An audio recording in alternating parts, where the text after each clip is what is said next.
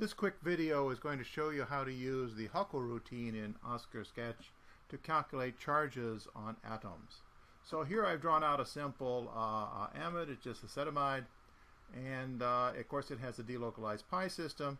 So let's calculate some charges. Well, we do this by just turning on the Huckel system and do auto select. So it looks and finds those atoms which has pi orbitals on them. And what it comes up with, of course, here is the highest occupied molecular orbital. There's a node through it. It's not exactly a node there at the atom because the atoms are not equal. But we want charges. So let's turn on show charges. What we see here is that the oxygen has a negative 0.58 charge. There's a positive charge on the carbon and a smaller positive charge on the nitrogen. This is simply reflecting the fact that, first of all, in any structure like this, the electronegativity dominates. Oxygen is the most electronegative atom. It's pulling the electrons.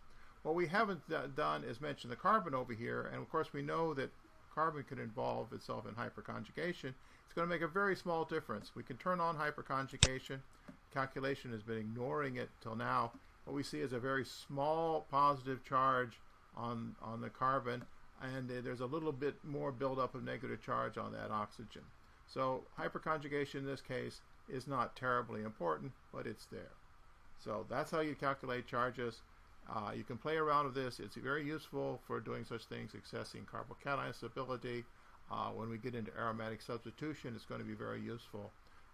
And anytime you have pi systems, it's worth looking at to give you some idea of what's going on.